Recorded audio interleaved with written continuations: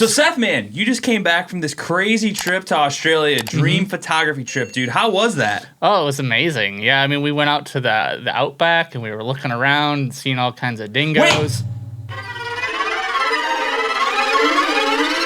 I gotta go, dude.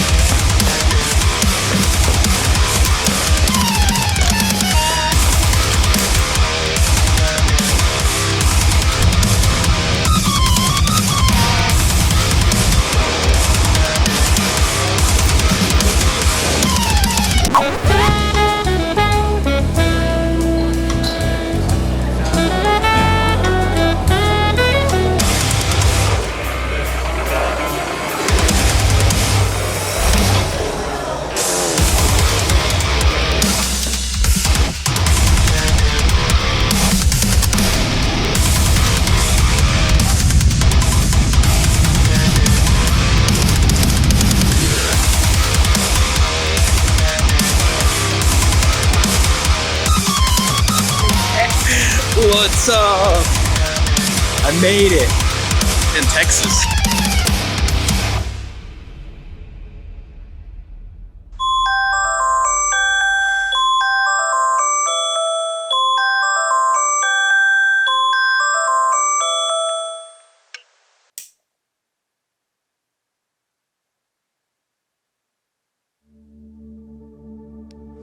How you feeling this morning? Tired.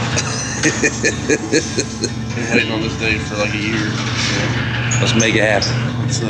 let's go to the hill country.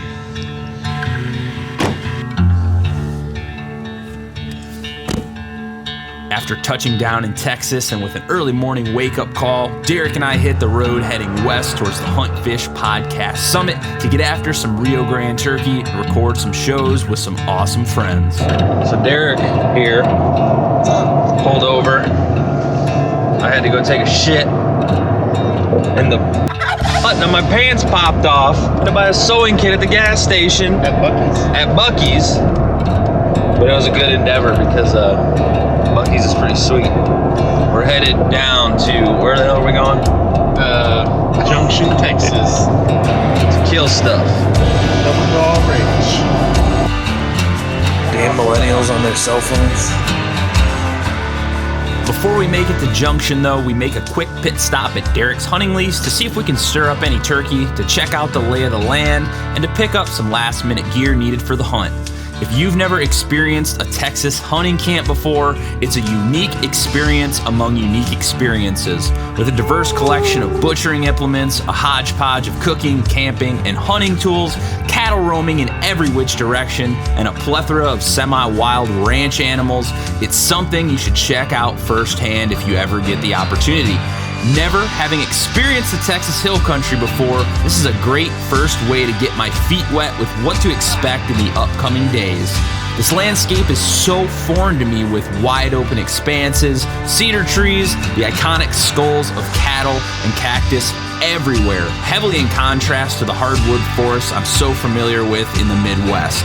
Derek throws on his camo, loads up his gun, and we take a brief walk out into the open West Texas hills and see if we can call anything in.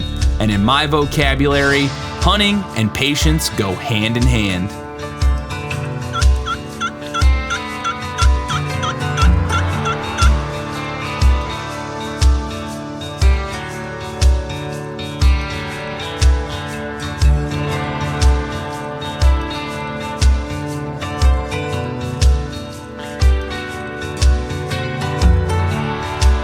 As anyone who's hunted before knows, and as we state many times on this trip, it's called hunting, not killing. With no luck, we pack up and hit the road again to continue on our journey to the Double Draw Ranch in Junction, Texas.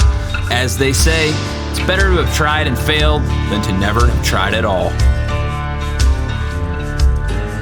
Almost there.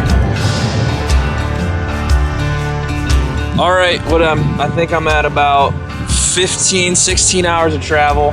Yeah. And we finally made it. Double Draw Ranch.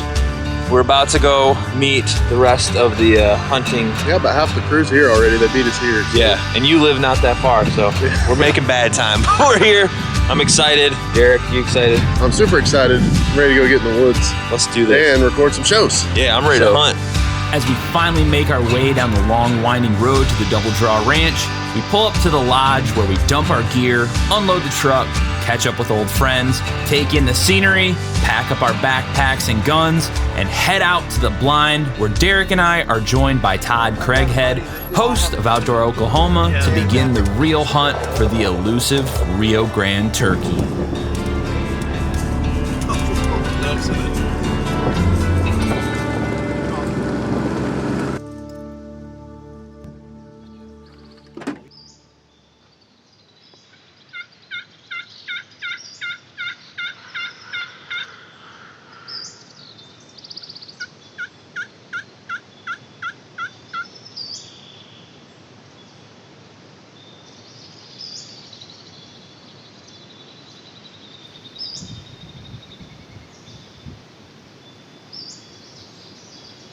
Yeah, he probably won't gobble again until he's flown up. Which is nice if we're still here. If he hadn't come and got us yet, we can pinpoint exactly where that roost is.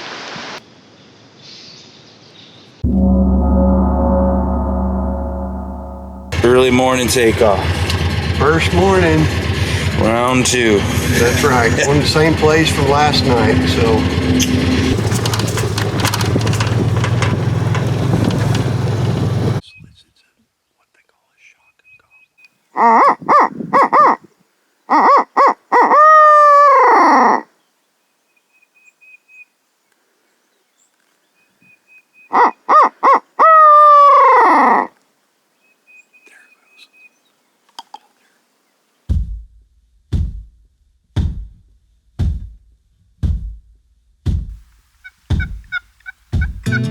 The morning starts off slow as I'm barely awake after 2 days of intensive travel halfway across the US, but as the sun starts to rise and the animals start to come to life, I'm amazed at all the foreign sights and sounds that I'm experiencing. But the main reason we all came here is to hunt turkey. And as anyone who's hunted turkey before knows, they're elusive, and today is no exception. With inclement weather on the horizon, our luck doesn't seem to be getting any better. Well, it's raining now. Wonderful. Thanks, you just scared away my turkey. Just kidding. They haven't moved all freaking day. They've been in right there and right there. Probably with hens. Yeah, I heard one. Did y'all gobble? And I heard one sound like he was like right there. It sounded like he was right on the other side of this brush pile, and then he just stopped. There was like 3 to 4 birds over here working, a couple down there, a couple closer. And y'all probably couldn't hear them, but behind us, where it just drops off, there was 5 or 6 just going on. That's why I kept calling so much. I may go behind us and drop down on this side. Yeah. So, but let's go eat first, and then let's get some podcast done. You got any words of wisdom, Todd? I would recommend in the future that we be where the turkeys are. And that's come, after decades of, experience and wisdom and woodsmanship, that it really helps if you're where the turkeys are. I like that. I like that knowledge. I had a Jake walk in, and I could have shot him. He was right in front of me, maybe 20 yards. But his beard was so small, it just tufted up one feather. I texted him, and it was like 20 minutes later before he seen it, I think. But he come out, and he was looking, and then he just walked back off. So, yeah, they were all over back down in there. I don't know if you could hear them. There was 5 or 6 toms Not working. me, because I'm deaf. I heard you were sleeping. Yeah, no luck this morning, but We're gonna go do some podcasting, and we're gonna come back out and do it all over again.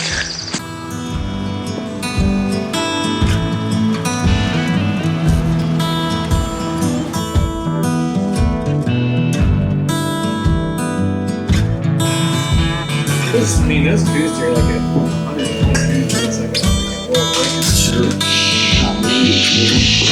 Amazing. Some of the biggest sheds I've ever seen. Whitetail sheds. Yeah.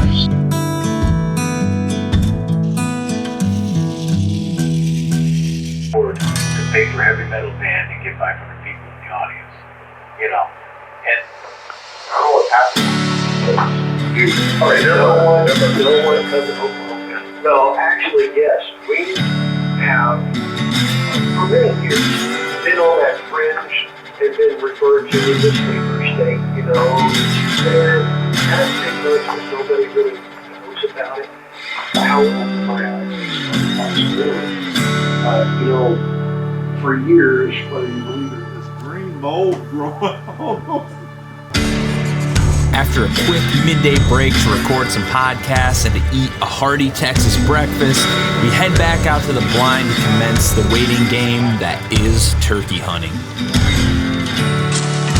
I don't think I got enough water bottles. Probably have to pee in about 6 minutes. Yeah, it's been my story of my life so far. Chair if you want to try. Oh, if you want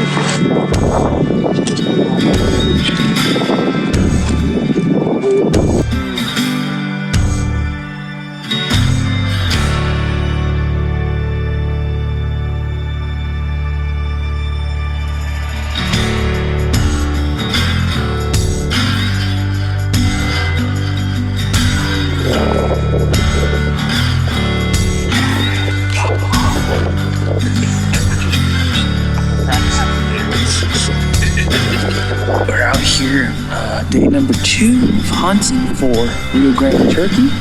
I'm out here with Todd, and we had a lot of calls this morning, but right now it is weirder than hell, and it's really getting hot, so I'm hoping to call something in. Now we have an incentive, because the winner, the first person to get a turkey wins this badass call that Derek has. So we're out for blood, I'll tell you what. every man for his own. Every man for his own. He's gonna shoot me and leave me for dead so that call can happen. As the day progresses and the heat and wind crank up, Todd and I discuss a new plan of action as we have not seen a single bird all day up to this point, and we feel that sitting and waiting for them to come to us may not be the best option if we want to be successful on this hunt. Alright, so we haven't had much luck sitting here. It's really windy and we haven't heard anything. So we're gonna take our chances and head over to that tree.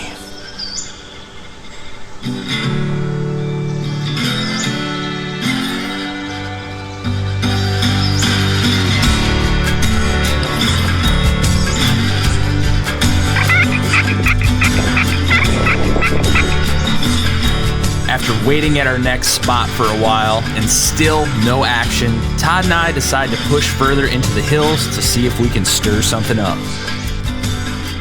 We just heard one pretty close. We're onto something. Shit. So Todd just blew a crow call and we're gonna head down to this flat area down here. Because he doesn't sound like he's very close. So we're gonna sneak down. Try and get closer. Try and get a visual.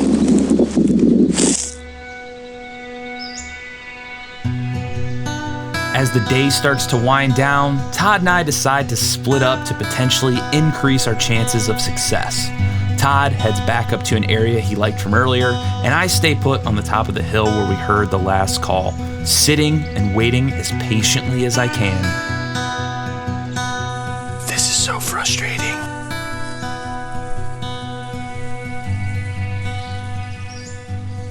It's frustrating because you can see them and hear them. Then they just disappear. And then it just starts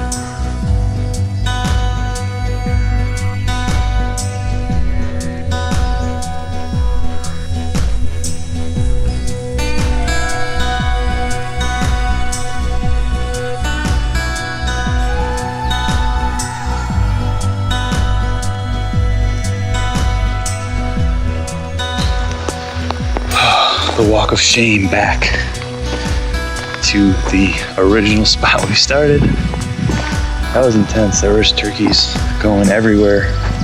But yeah, that was a long day. And luckily, we get to do it all over again tomorrow. And I just realized right now that I forgot my headlamp. So I better move my ass pretty damn quick to get back. But luckily this is all wide open, so it won't be that bad. Man, I am ready for some food and some beer and to go to sleep.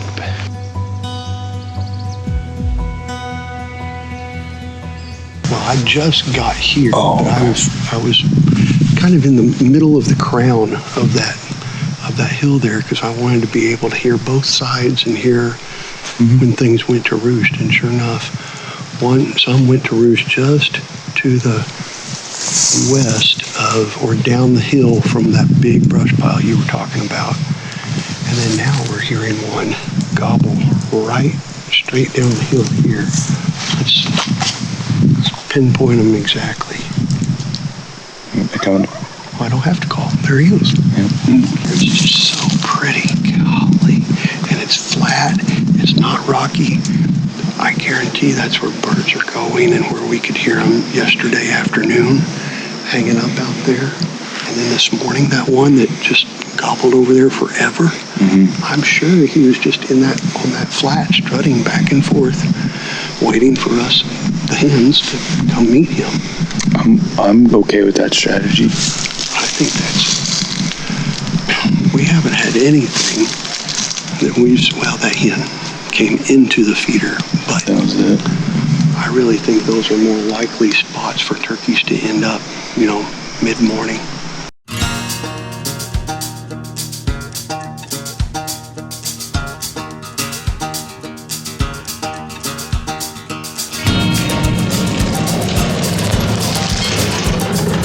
Sorry about that, guys.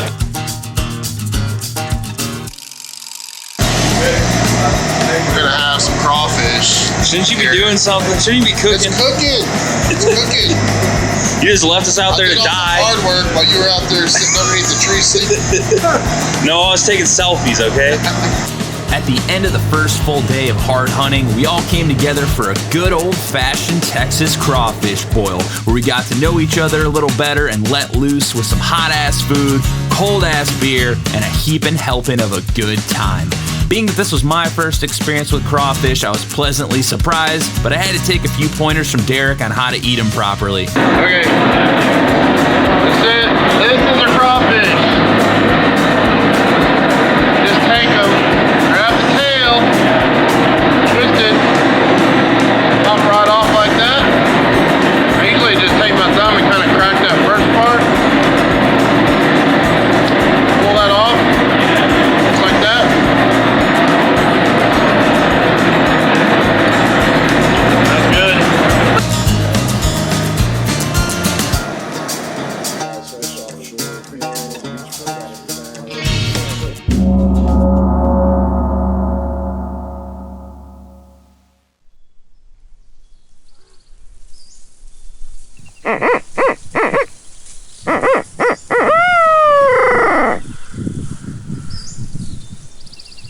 Alright, since it's the last day,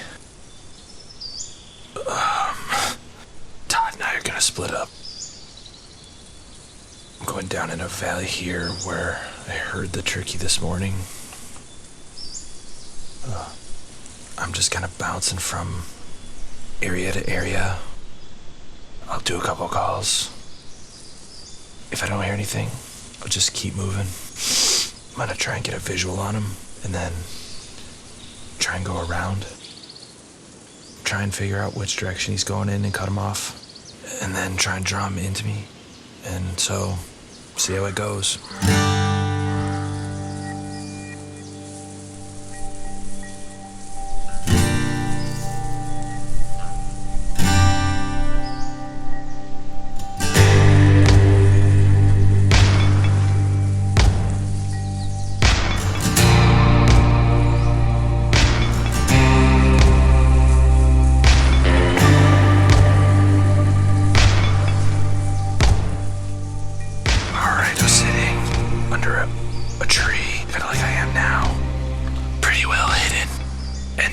like a few times, didn't hear anything. Started moving. Then I came around a big brush pile. There was like 5 hens and a big tom,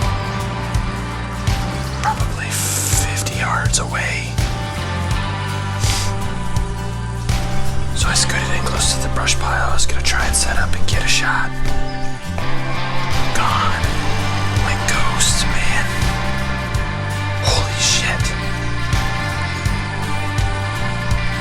That's frustrating.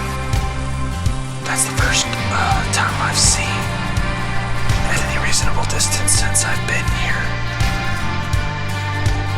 So, I know they're here. They just don't want to get shot. Oh well, keep trying.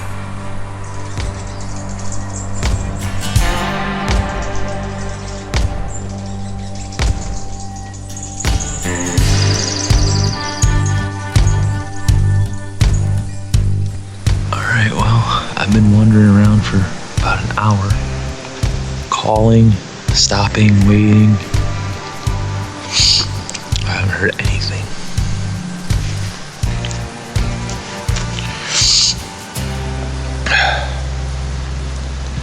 Guess I gotta keep moving. All right, so we're sitting there recording podcasts, having a good time. We hear a gunshot. Everyone thinks, hey, someone finally got a turkey. Nope. Hayden Rowland shot a rattlesnake, and Mr. Gene Hennigan here cleaned it up nice and well for him, got it preserved, and he rolled it up in his carry-on and flew back home. So that's a nice story about snakes for you. I think the wind has died a little bit. Everybody's gonna kill a turkey.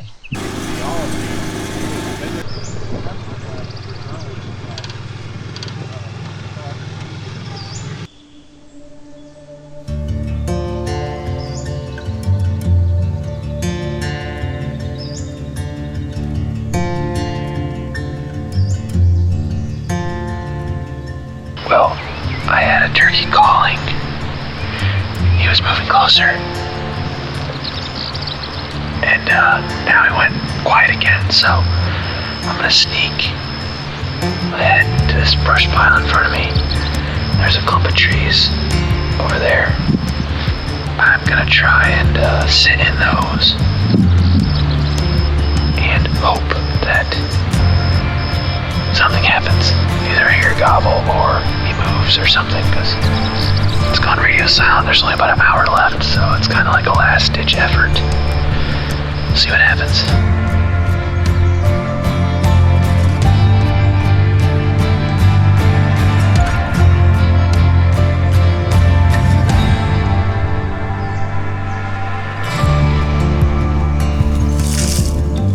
Holy shit.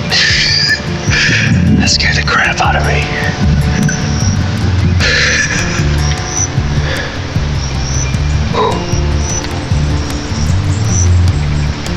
Those things are fast. Holy crap.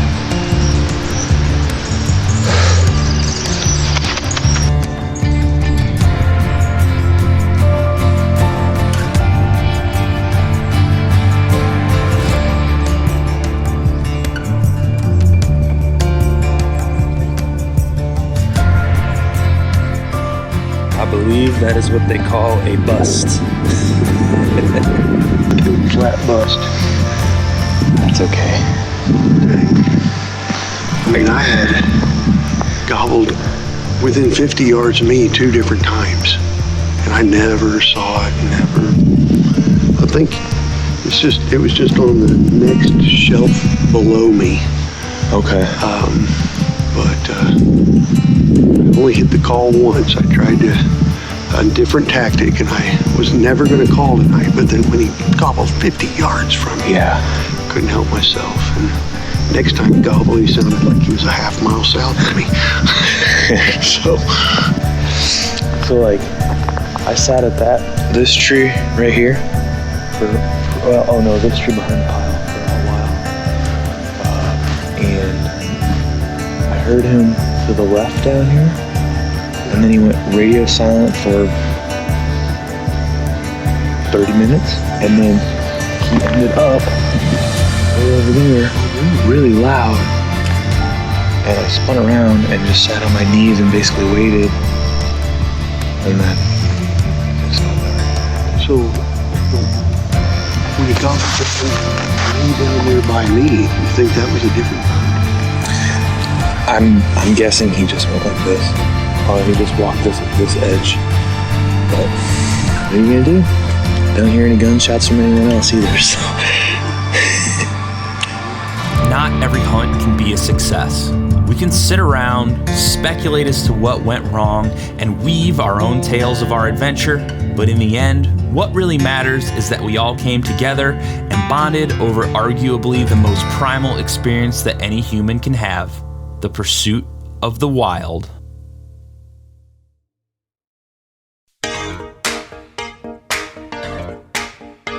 And there's a Port Arthur, which is 30 minutes south of me. One of the Port Arthur commissioners had his horse stabbed, like one of the ones that apparently was stabbed, left in the creek pen outside of his. Now, it could be a message, or one of the Pearland horse. We know. They said they only know the cause of death for sure on one because of the way the park is. But this one was stabbed too. It could have been a message, or it could have been that maybe they were going to do the meat harvesting or whatever. Yeah, don't worry about that. Then he said, you really want to. Drinking out of a big pond, or a big cooler, whatever that thing is, I don't know, feeder tank. There you go. That's awesome.